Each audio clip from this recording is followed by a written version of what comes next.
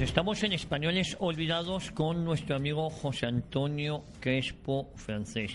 Y hoy seguimos en la Gran Luisiana. Querido José Antonio Crespo Francés, bienvenido. Muy buenos días, bien hallado. ¿Cómo estás? Muy bien, perfectamente. Bueno, yo comentaba que hoy seguíamos en la Gran Luisiana. ¿Es así? Sí. ¿A qué personaje nos traes hoy? Pues hablamos de Gálvez en la última intervención, como te acordarás, y como no puede ser de otro modo, pues hoy traemos a la memoria otra importante acción desarrollada precisamente el 26 de mayo de 1780, o sea que acaba de producirse su 238 aniversario. Me refiero a la defensa de San Luis por don Fernando de Leiva, comandante y gobernador de la Alta Luisiana, con capital en esa ciudad, que más tarde y durante muchos años fue el final de la civilización anglosajona cuando los pioneros se dirigían hacia el oeste. Esa ciudad donde se establecería la Compañía de Pieles de San Luis, fundada por otro español, Manuel Lisa, experto conocedor del territorio y facilitador de la expedición hacia el oeste de Meriwether Lewis y William Clark, que se desarrolló entre 1804 y 1806, y sin cuyo concurso no habría podido llevarse a cabo a buen término la exploración que acabaría en la desembocadura del río Columbia, de la cual ya hemos hablado, creyendo que eran los primeros europeos en llegar allí, sin saber pues que Bruno de Zeta y Duda Goitia ya la había cartografiado antes. En fin, hoy nos dedicamos a don Fernando de Leiva. Oye, ¿qué hizo exactamente don Fernando de Leiva para que lo traigamos aquí a Españoles Olvidados? Pues, se trata de una batalla olvidada en la que España defendió lo que es el actual territorio de Missouri con 300 hombres de un cruel ataque británico, tal como trataremos más adelante. Fernando de Leiva salvó el Mississippi con su heroica victoria en San Luis el 26 de mayo de 1780 y permitió seguir ayudando a los patriotas norteamericanos en su guerra de independencia.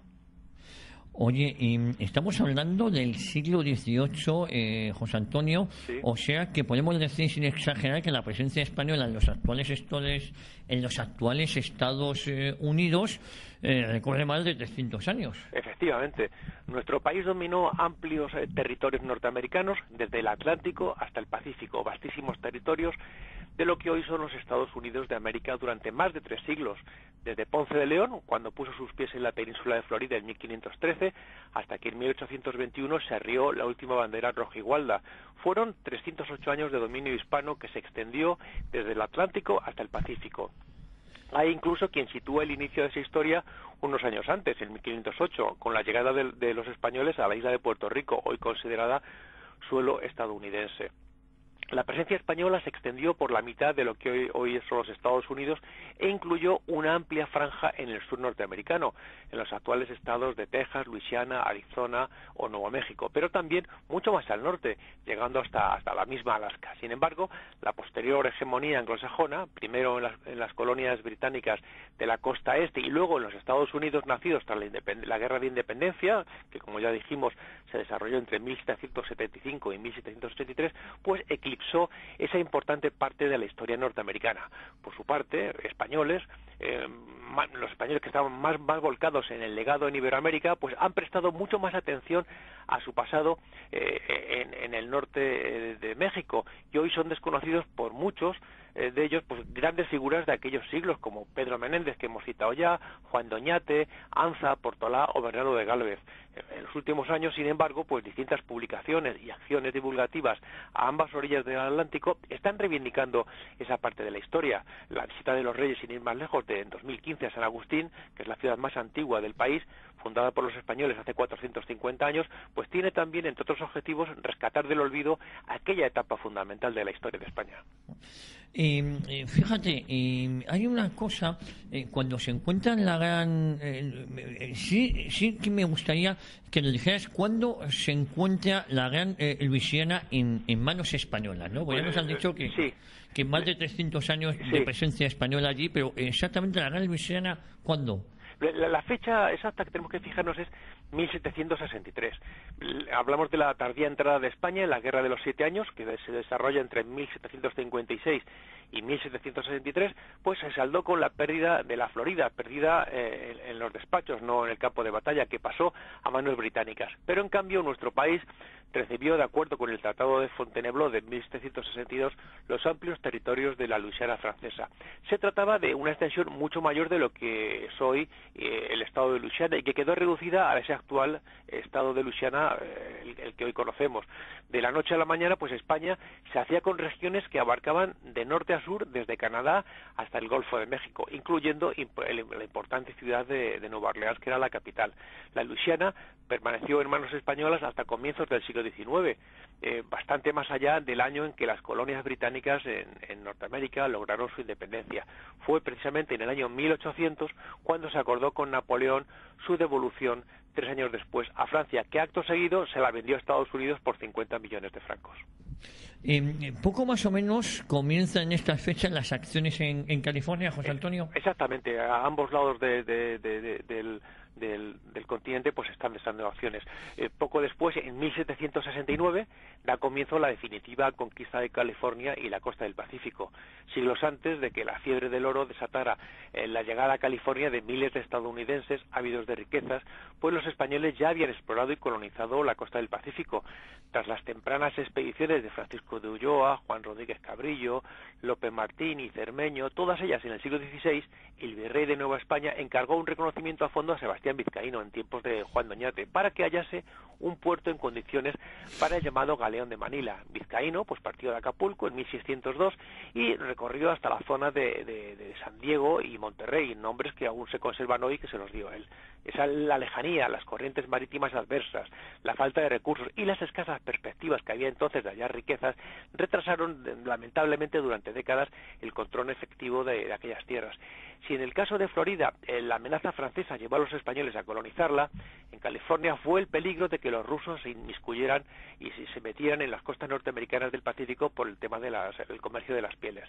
En 1769 se puso en marcha la ocupación efectiva del territorio con una doble operación marítimo-terrestre, en la que una pequeña flota se desplazaba desde la Baja California en el actual México y se unió en San Diego a la expedición de los dragones de cuera capitaneados por el heredano Gaspar de Portolá a través de un desolador paisaje desértico. Pero la historia de California no se entendería sin la labor evangelizadora del que ya hemos hablado, Fray Junípero Serra, fundador de gran cantidad de misiones, y que fue uno de los objetivos fundamentales recordarle en el último viaje del Papa en 2015 a California.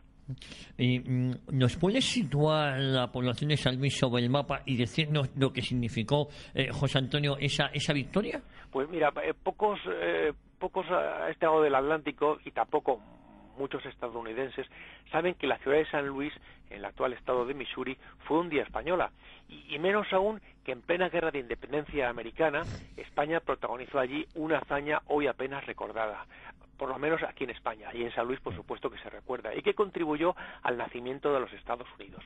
Ese 26 de mayo lejano de 1780, el comandante Fernando de Leiva lideró la heroica defensa de aquella estratégica plaza a orillas del Mississippi frente al brutal ataque organizado por Gran Bretaña y ejecutado por una horda de cientos de fieros guerreros nativos comprados a base de regalos. La esforzada victoria española fue clave para mantener el suministro de armas y municiones y otros bienes a los patriotas norteamericanos a través del Gran Río, y para que los sublevados reafirmaran su control sobre el patio trasero de las colonias inglesas. El pasado sábado, 26 de mayo, se han cumplido 238 años de aquel episodio, rescatado del olvido por un americano en el libro The Battle of St. Louis, The Attack of Cahokia and the American Revolution in the West, publicado por Stephen Kling, y que colaboró con Christine Sjöström y Marisa López como coautoras. Además, en España se acaba de publicar la novela La llave perdida, de Cristóbal Tejón, basada en esos mismos hechos. La batalla de San Luis es otro de los grandes episodios que escribieron los españoles a lo largo de sus más de 3 siglos de presencia en lo que hoy son los Estados Unidos de América. Oye, y fíjate, haznos un poco de memoria sobre este territorio de Luisiana. Pues antes de proseguir, primero es interesante, hagamos un poco de historia recordando que en 1682 la región recibe el nombre de Luisiana francesa, la Louisiane française, en honor de Luis XIV, rey de Francia, y es incorporada a Nueva Francia como un distrito administrativo. Se extendía desde el Golfo de México hasta la actual frontera de Canadá. La entrada de Francia en ese territorio, y no lo olvidemos, en ese territorio de Texas, fue gracias a la traición de un gobernador español de Nuevo México, quien al no ser atendido en sus deseos exploratorios, decidió ofrecer sus servicios a Francia. Con anterioridad, los españoles ya habían sido los primeros europeos en descubrir el delta del Mississippi durante la expedición de Alonso Álvarez de Pineda en el 1519, a quien siguió la exploración de Álvar Núñez Cabeza de Vaca, que junto con sus supervivientes de la expedición de Pánfilo de Narváez entre 1527 y 28, pues marcharon a pie desde la península de Florida hasta el norte de Nueva España y Ciudad de México, recorriendo gran parte de ese territorio que actualmente corresponde al sureste estadounidense, incluida la Luisiana. Mucho antes de que Francia mostrase ese interés por el territorio, los españoles ya habían explorado el río Mississippi y lo habían cartografiado, bautizado como Río del Espíritu Santo, y su enorme cuenca desde la Florida. Sería Hernando de Soto, del cual ya hemos hablado, el cual pues recorrería incansablemente toda la cuenca del Mississippi, y su heredero, su sucesor tras su muerte, Luis de Moscoso en 1542, y recorrería pues todo ese territorio, incluidos Texas. Poco antes, ya sabemos que la expedición de Francisco Vázquez de Coronado había salido del norte de Nueva España en busca de las ciudades de Cíbola y se dirigió hacia la Gran Quivira, o sea, llegó hasta la zona de la actual Luisiana. Para ello, pues atravesó lo que se llamó el Llano Estacado, siendo el primer europeo en encontrar ese gran territorio que exploró esa llanura continental a la que llamó Cíbola, o los llanos de Cíbola, en la cual se encontraba ese animal desconocido para los europeos, que eran los bisontes americanos. Y llegó por el norte aproximadamente hasta Ouachita, en el actual condado estadounidense de ese nombre, en Arkansas, y por el este hasta Kansas. Luego, pues volviendo a este último cuarto crucial del siglo XVII, La Salle buscó su entrada por Texas, aunque sus órdenes eran lo que buscaban efectivamente era un camino que facilitara la penetración en Nueva España, adentrarse en Nueva Vizcaya y apoderarse de las minas españolas del norte de Nueva España, las minas de plata. Estos proyectos de penetración por vía de las costas de Texas fueron propuestos en la misma corte francesa por ese traidor que he mencionado antes, que era don Diego Dionisio de Peñalosa y Briceño, quien había sido gobernador de Nuevo México entre 1661 y 1664, que simplemente por no ser atendido en sus ideas exploratorias, creyéndose que era lo más importante lo que él proponía, pues dijo, bueno, pues me voy a Francia, y buscó, y por eso la penetración de Francia en Texas y en ese territorio. Peñalosa pues sería juzgado y sentenciado a humillación pública, sanción económica, privación de sus empleos y destierro perpetuo de Nueva España y las islas de Barlovento, marchando de España y peregrinando por otras cortes europeas hasta que recaló en París entre 1678 y 1684, proponiendo y proporcionando gran cantidad de información, atacar a Nueva España desde Texas, y como así se hizo. Oye, ¿y cuándo pasa la Luisiana a ser española? Porque, Sí. ¿en qué época exactamente? Sí, pues sería tras la Guerra de los 7 Años, en la que España y Francia estuvieron aliadas contra la Gran Bretaña, y en virtud de lo dispuesto en el Tratado de Fontainebleau, que ya hemos hablado de él, de 1762, y el Tratado de París de 1763. En ese momento, Luisiana pasó a formar parte del Virreinato de Nueva España. Esa provincia española de Luisiana se extendió de sur a norte, desde la inmensa llanura costera del Golfo de México y las zonas aledañas al gran delta del río Mississippi, en dirección noroeste hasta la frontera de Canadá, y de este a oeste abarcando la cuenca izquierda del Mississippi hasta las montañas rocosas en el noreste de Colorado, y la región de Montana, la montaña o tierra de montañas brillantes, como los españoles le llamaban, dado que pues más de un tercio central y oeste del territorio es montañosa, abarcando de ese modo pues gran parte del medio oeste, al cubrir una superficie, imagínate, de casi 2,3 millones de kilómetros cuadrados, comprendiendo más de una decena de estados de los actuales Estados Unidos de América. Para hacernos una idea, más o menos casi 5 veces la extensión de España. Oye, ¿y qué relación había entre esa inmensa extensión territorial y su densidad de población? Pues fíjate, poquísima. Mira, la población de esa inmensa provincia española se evalúa hacia 1785 en nada más y nada menos que en 125.000 personas concentradas a lo largo de las principales vías fluviales como el Mississippi, el Río Rojo o el Missouri, siendo estos ríos las principales vías de comunicación y de expansión demográfica, junto con el río Ohio, que situado en el país de los Illinois o los Illinoises, se había quedado sometido a Inglaterra tras derrotar en el siglo XVII a Francia. Al recibir España como compensación la Luisiana, ya un poco antes de 1750, las poblaciones de indígenas sioux o siouxes, como decían los españoles, y cheyennes, se evaluaba que eran unos 30.000 individuos en la Alta Luisiana, al parecer principalmente en Minnesota. Desde el punto de vista ecológico, pues es un inmenso territorio de la Luisiana, ese inmenso territorio de la Luisiana española, pues abarcaba la mayor parte de lo que hoy se llama el Medio Oeste. Allí se encuentra el espacio de las grandes llanuras, con suaves ondulaciones, entonces recorridas por gigantescos rebaños constituidos por millones de enormes cíbolos o bisontes americanos, y estas praderas estaban cubiertas por pastizales de hasta 2 metros de altura. O sea, imagínate qué hierbas y qué sobrealimentación podían tener esos animales, con profundas y extendidas raíces. Se ubicaban al oeste de los bosques occidentales y al norte de la travesía de los leños, llamada luego por los estadounidenses Cross Timbers. Se trata de una región boscosa compuesta principalmente pues por árboles de tipo caducifolio y que continuaban hasta unos 300 kilómetros al oeste del río Mississippi, y que hasta el siglo XIX, quiero recordar, pues poblaban desde el océano Atlántico Norte al área oriental de América del Norte, bosques que serían desgraciadamente talados tras 1803 por los colonos estadounidenses. Muchos bosques de la Baja Luisiana y de las Floridas no solo llegaban a crecer en sitios inundados, sino que sus follajes se encontraban curiosamente recubiertos por lo que se conocía, hoy todavía se le llama el musgo español, que forma verdaderas serpentinas naturales colgando de las ramas de los árboles. Esas ramitas, esos árboles del sur que se ven con esa especie de líquen que cae, pues eso se le llama el musgo español. Si te parece, José Antonio Crespo Francés, hacemos una brevísima pausa, continuamos aquí hablando de Fernando de Leiva como gran olvidado y de la Luisiana. Muy bien. Volvemos en un minuto, no se mueva nadie, continuamos aquí hablando con un sabio, un historiador de referencia como José Antonio Crespo Francés. Seguimos en radio ya hablando con José Antonio Crespo Francés sobre la figura de Fernando de Leiva y la Luisiana. Don José Antonio, ¿qué nos puede decir de los orígenes familiares precisamente de Fernando de Leiva? Fernando de Leiva Vizcaíñaga nace en Ceuta el 24 de julio de 1734 y fallecería el 28 de junio de 1780, o sea, un mes después de su victoria. Militar y político, ejerció como gobernador de la Alta Luisiana desde 1778 hasta su muerte.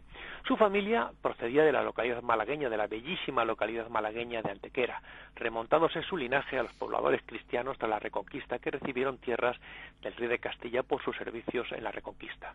Contrajo matrimonio con María Concepción de César en Cartagena, de la que tuvo 2 hijas, y era hijo de Jerónimo de Leiva y Córdoba, natural de Antequera, y de Josefa Vizcaíñaga, que era natural de Ceuta. Ingresó en el ejército en 1752 y antes de ser trasladado a América estuvo en Orán. Su primer destino en América fue Cuba, donde luchó y fue capturado en la batalla de La Habana durante la Guerra de los 7 años. Luego de ser liberado, recibiría su ascenso a teniente. En resumidas cuentas, comienza su carrera militar en Andalucía como cadete a los 16 años. Luego pasa al norte de África, después a Cuba, donde, como hemos dicho, fue hecho prisionero por los ingleses en su ataque a la fortaleza del Morro de 1762, y una humillación seguro que no olvidaría, para pasar luego a servir en la Luisiana como capitán en 1769, donde la población era aún mayoritariamente francesa, y se curtió en el inhóspito fuerte de Arkansas antes de ser destinado a San Luis. Leiva tuvo un gran amigo y conoció a George Rogers Clark apenas 2 meses más tarde, cuando Clark, recién obtenida su victoria en Kaskaskia, visitó San Luis de los Illinoises, desde donde el español ejercía como comandante y gobernador. Temiendo un ataque desde Detroit, Clark sugirió a Leiva fortificar la ciudad, el cual se lo comunicó a Gálvez. Y debido a que en este conflicto, que aún no estaba abiertamente declarado, entre España y la Gran Bretaña, los recursos del Imperio Español pues estaban destinados a otros puntos, y por este motivo pues se vio obligado a informarle que debería emprender la fortificación, pero por sus propios medios, como se suele hacer. Y pues este hombre pues embargó pues toda su fortuna personal. Como decimos en este nuevo puesto, Leiva forjó esa estrecha amistad con Clark, el líder patriota en Illinois, que incluso mantuvo una relación amorosa con una joven pariente suya, no sabemos si era sobrina, en fin, que se llamaba Teresa de Leiva. La guerra con los británicos fue declarada a comienzos de 1780 y el ataque sobre San Luis tuvo finalmente lugar pues ese 26 de mayo. Leiva se las había arreglado para recaudar cierto dinero, la mitad de su propio bolsillo, para empezar a construir el fuerte de San Carlos. No obstante, su estado de endeudamiento pues le impidió completar el proyecto y llegado el momento del combate, de las 4 torres previstas pues solo pudo edificar una y parte de la segunda. A pesar de las escasas defensas, la resistencia de los pocos soldados regulares españoles junto a la milicia local consiguió repeler el ataque británico, los cuales, antes de retirarse, arrasaron las granjas circundantes. Y ya en aquel momento la salud de Leiva estaba ya pues bastante disminuida, era significativamente mala y al mes siguiente de la victoria, como hemos comentado antes, el día 28 de junio fallecería lamentablemente. El informe de sus acciones le llegó a Gálvez tras su muerte y el general, profundamente impresionado, le concedió a título póstumo el rango de teniente coronel. Entonces, José Antonio, la guerra de la independencia norteamericana no se libró solo en las 13 colonias. Por supuesto, el territorio de Luisiana jugó un papel clave. La guerra de independencia no solo no se libró en las 13 colonias, sino que se fue desde la costa atlántica hacia el interior. El apetito de nuevas tierras por los americanos hizo que los milicianos de Virginia, liderados por George Rogers Clark, se hicieran en 1778 con la región al este del Mississippi, conocida como Illinois. Y allí, ese territorio que hoy comprende no solo el estado con ese nombre, sino también los de Indiana y Kentucky. En la orilla opuesta, hacia el oeste, se abrían los vastos territorios de la Luisiana, que abarcaban desde Canadá al Golfo de México, y que tras la Guerra de los 7 años, pues pasaron de Francia a España. La capital estaba totalmente al sur, en Nueva Orleans, mientras que cerca de 2.000 kilómetros aguas arriba del Mississippi, San Luis era el principal enclave estratégico de la Alta Luisiana. Conocido entonces como San Luis de los Illinoises, había sido fundada por franceses al calor del lucrativo negocio del comercio de pieles en 1764, antes de que los españoles tomaran el control efectivo de la zona. Fernando de Leiva fue allí vicegobernador desde 1778 y controló todo ese territorio donde efectivamente se llevó a cabo gran parte y acciones muy importantes de las guerras de independencia. Oye, en ese momento los españoles llevaban ya 22 años en Luisiana, ¿no? Sí, es en 1764 cuando se anuncia formalmente la adquisición de Luisiana por parte de España, y en 1766 Antonio de Ulloa empieza a ejercer el cargo de primer gobernador español en Luisiana. Tuvo, pues en principio, serios problemas. En 1768 estalló una rebelión, dado que el gobernador no era del agrado de los colonos. Sería su sucesor, Alejandro O'Reilly, el segundo gobernador, quien sofoca esa rebelión y establece la ley española, el cabildo, y prohíbe la esclavitud de los indígenas. La Luisiana, con el gobierno español, tuvo una verdadera revolución demográfica al facilitar a las autoridades españolas una importantísima inmigración europea, o de origen europeo. Por un lado estaban los cajunes, que eran los franceses provenientes del norte, de Acadia, que se fueron a lo que creían que era territorio francés, más al sur, en Luisiana, lo que eran ya españoles. También tenemos los que se denominan y que se siguen llamando sus descendientes isleños, que son descendientes de pobladores de las Islas Canarias, alsacianos, estadounidenses, con lo cual la población de la Luisiana española aumentó ni más ni menos que un 500% entre 1763 y 1800, llegando a estar habitada por 50.000 habitantes de ascendencia europea. Para consolidar ese control de las fronteras hispanas o españolas en la Alta Luisiana, especialmente en la cuenca del río Mississippi desde Nueva Orleans, pues partió una expedición militar española al mando del capitán Francisco Ruy, quien fundó varios fortines españoles en la Alta Luisiana. Por otra parte, los colonos de origen francés, que antes de la ocupación inglesa vivían en la región al este del Mississippi, prefirieron la soberanía española y por eso se pasaron a la banda occidental del mismo río, quedando entonces Kaskaskia ocupada por los ingleses, mientras que los colonos de origen francés, protegidos de España, se ubicaron en Santa Genevieve de Mississippi, o en San Luis de los Illinoises, mientras los ingleses y luego los estadounidenses se aprovechaban de la antigua pirámide de tierra, el Mount de Cahokia, para fundar un fuerte frente a la capital española de la Alta Luisiana. Fíjate, ¿desde cuándo se venía prestando ayuda a los denominados patriotas norteamericanos? Pues España venía prestando ayuda encubierta a los insurgentes americanos desde que entró en guerra con Gran Bretaña en 1779.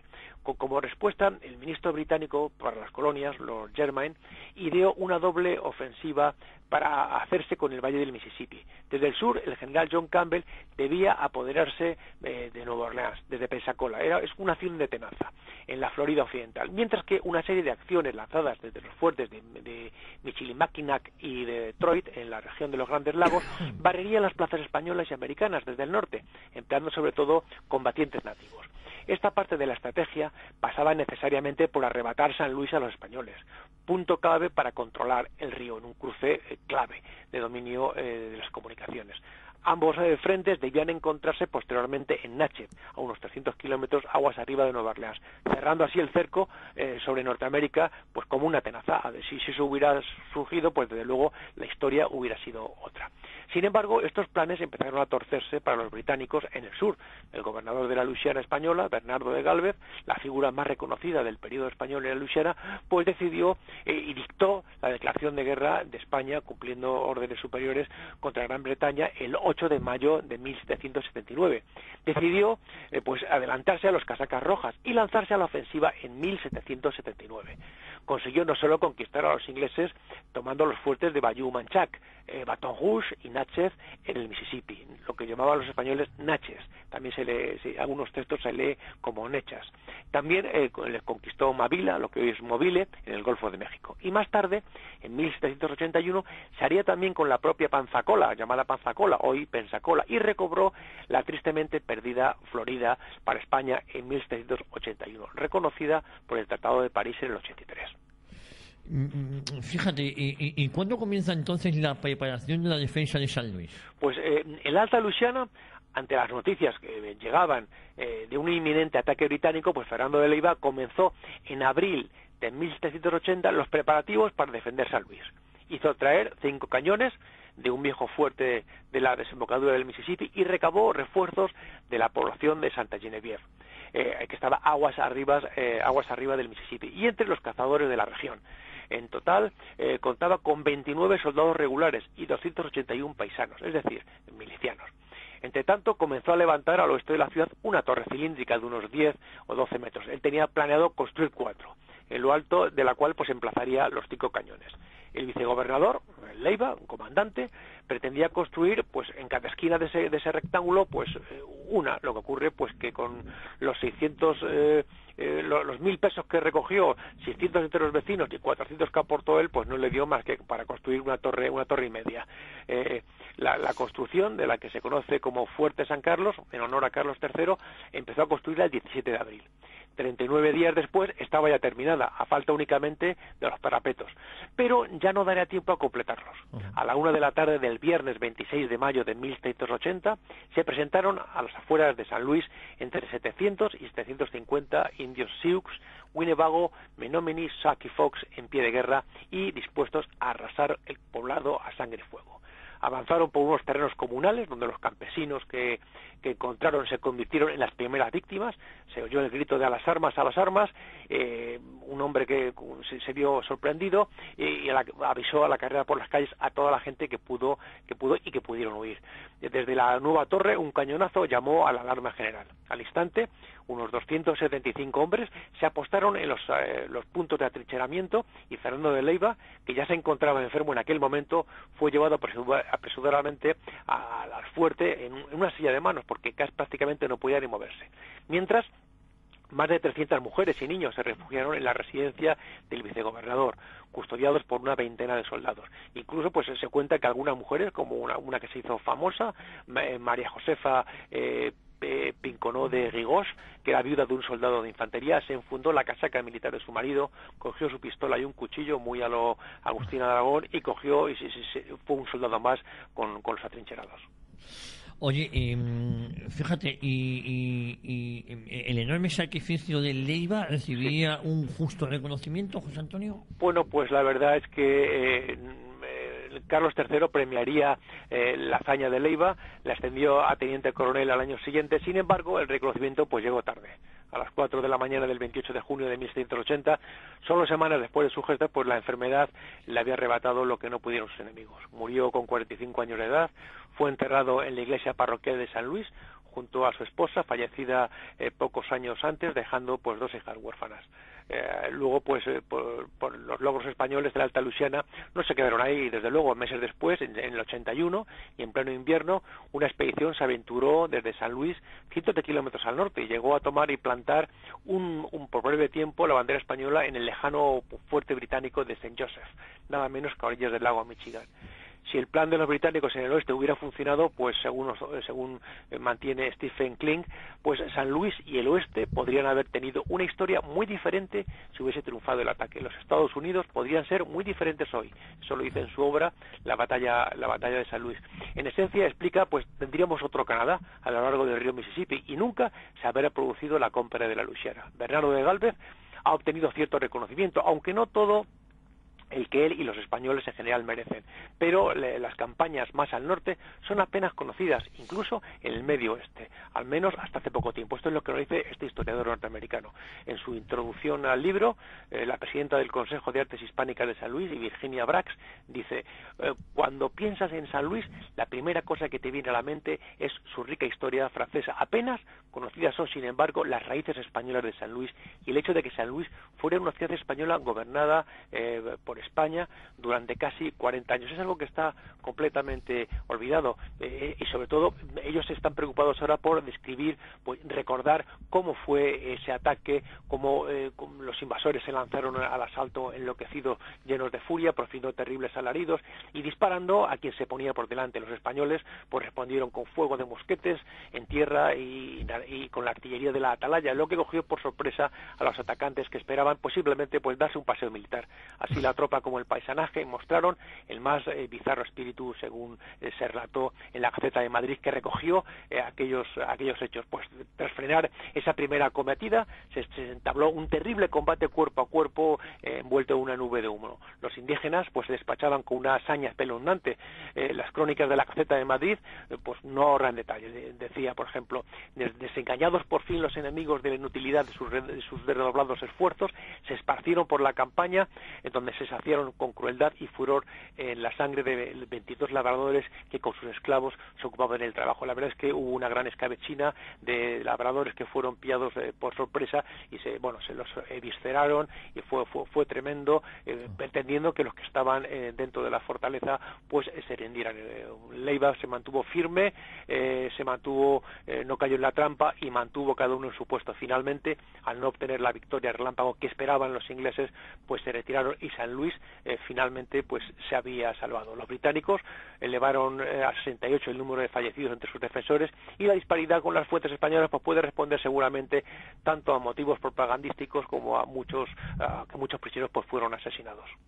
Oye, y fíjate, comentabas antes el historiador Stephen L. Kling, ¿no? Sí. ¿Es un sincero defensor de la acción española en la Florida? Pues la verdad sí lo demuestra en su obra.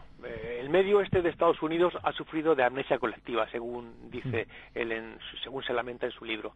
En parte el problema es que las 3 grandes fuentes de la historia no estuvieron generalmente disponibles hasta tiempos más modernos, relata en su trabajo. Los documentos de los responsables británicos, Haldimand y Lord Jermyn, los de los archivos del Archivo General de Indias y los papeles de George Rogers Clark, recopilados por Lyman Draper, según Clint, todavía ahora es difícil acceder a ellos y no están organizados. Y es necesario leer todos ellos para formarse una imagen completa de la enormidad de la campaña y cómo todas las piezas pues van encajando. Se refiere a lo que él denomina el Gran Plan para barrer a los españoles y americanos del Valle del Mississippi, una operación en la que San Luis era la clave. Pues Kling reconoce que esta historia tiene un lugar especial en su corazón, ya que él es descendiente de un miembro de la milicia que defendió San Luis en 1780. Incluso, pues al rastrear en su genealogía, pues ha descubierto que por sus venas también corre sangre española. Según nos dice, pues el interés por este tema pues se ha disparado. Ha tenido últimamente 22 conferencias desde que publicó el el libro. En fin, hay un gran interés, y en el Museo de Historia de Missouri pues hay un gran interés por esa reconstrucción de todo lo que fue la batalla y la defensa de San Luis. Entonces él suele preguntar en sus charlas pues cuánta gente ha oído alguna vez acerca de esa historia, y normalmente pues le sale un 10%. No obstante, pues va encontrando, según los registros, y va encontrando pues descendientes que participaron en aquella batalla. Stephen Klein está organizando para 2019, junto con una de las coautoras, la Christine Sjöström, una exposición en el Museo de Santa Genevieve, esa localidad de la que hemos hablado antes, de Missouri, que aportó soldados y milicianos a la defensa de San Luis.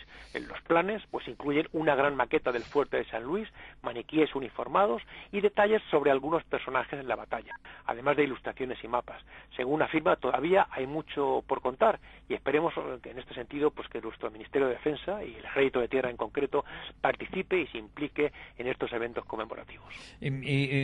José Antonio, ¿cómo influyó la acción de Leiva en la victoria española de Pensacola? Pues aunque Francia siempre se ha llevado los laureles como gran aliada de los colonos norteamericanos frente a Gran Bretaña, sobre todo por su participación directa en la batalla de Yorktown en 1781, España tuvo un papel clave para que se lograra esa independencia. El apoyo español nunca fue explícito, entre otros motivos porque temía que el fervor revolucionario y emancipador se contagiase a sus propias provincias de América, pero sí contribuyó con dinero, armas y mantas, así como permitiendo a los insurgentes navegar por el Mississippi y actuar utilizando los puertos españoles, y por supuesto bloqueando marítimamente todo el escenario, el teatro de operaciones continental. Pero el episodio más destacado es sin duda la toma de Pensacola, de la cual ya hemos hablado en otro momento, por el malagueño Bernardo de Gálvez, y por supuesto la defensa de San Luis. España había perdido la Florida en el 1763 en favor de la Gran Bretaña, pero Gálvez, gobernador de la Luisiana, nombrado mariscal de campo, se empeñó en recuperar al menos su parte occidental, de la que Pensacola era el principal bastión. Tras barrer a los británicos del Mississippi y de Movila, hoy Mobile, pues desembarcó en el 81 en la isla de Santa Rosa y llevó a cabo esa acción de la cual se le conoce a él por el lema de Yo Solo. Además, la presencia española en los actuales Estados Unidos no se limitó ni mucho menos a la franja sur del país, sino que alcanzó, lo que hemos hablado antes, territorios tan lejanos como Alaska. En 1790, pues Salvador Fidalgo llegó hasta lo que es lo que se conoce hoy como Valdés y Córdoba, en la propia Alaska, cerca de esta última, lo que se llama Orca Inlet. Y bueno, pues allí hubo incluso hasta soldados españoles, los voluntarios catalanes, que niegan la generalidad que hubiera habido soldados catalanes en América. Pues allí izaron los voluntarios catalanes y izaron la bandera de España, y se tomó posesión en nombre de Carlos IV. Entre tanto, pues los españoles se habían establecido también en Nootka, la actual isla canadiense de Vancouver. O sea, era el último estertor del Imperio Español, que no se resistía a pararse en la exploración y el llegar todavía plus ultra. Oye, José Antonio, para acabar, la última pregunta. Esperamos que en 2019 España no pierda la oportunidad de celebrar esta victoria y la amistad entre estos dos países, ¿no?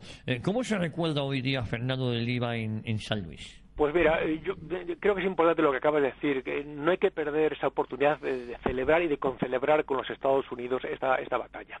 El 20 de junio, tras la victoria, Leiva pues escribió una carta al gobernador Bernardo de Gálvez informándole que el frente norte estaba a salvo. Leiva ya estaba muy enfermo y su enfermedad se agravó durante el asedio, por lo que falleció a los 8 días de escribir esta carta a su general y gobernador. Fue enterrado en la iglesia de San Luis y hoy día se le considera un héroe de la ciudad. Este comandante de infantería es un héroe norteamericano y es en cierto modo de la independencia norteamericana. Como patriota y desinteresado en su esfuerzo, había comprometido todos sus bienes familiares y personales y propiedades para adquirir materiales para la defensa de la ciudad y la construcción de la torre, por lo que no solo dejó allí su vida, sino también su propia hacienda. Tomó relevo en el mando del puesto, de la Alta Luisiana, de otro capitán, otro español olvidado, Silvio Francisco Cartabona, otro español, y que también fue un héroe que para mayor seguridad de territorio mandó levantar 2 posiciones avanzadas, una en Montrose, actualmente en Iowa, y otra en Peoria, en Illinois. De esta forma, la frontera quedaría a salvo y asegurada durante más de 20 años, hasta que Napoleón entró en escena y consiguió, frente a una España ya debilitada y dos de los peores reyes de nuestra historia, que hay que decirlo todo, que se le cedería la Luisiana. Allí quedaron 36 años de historia española de San Luis de los Illinoises. Hoy, en San Luis, se le recuerda, y que se recuerda que esa batalla se fue alcanzada de la guerra revolucionaria americana. Y hoy, como en otros Capitolios se recuerda a algunos españoles, el Capitolio es ese edificio importante que hay en cada estado, pues en el Capitolio de Missouri, allí hay un fresco precioso en uno de sus arcos, en el cual se recuerda a Fernando de Leiva, y hay una obra que es un cuadro en el cual se representa la defensa de San Luis del ataque de los indios. La pintura se titula Indian Attack on the Village of San Luis.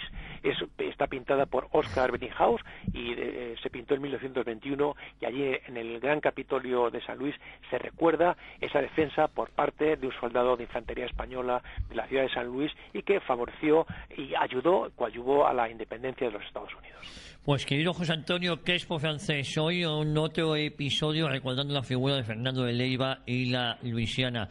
Te mando un abrazo muy fuerte e insisto, estoy seguro que estos episodios semana a semana emocionan a todos nuestros oyentes.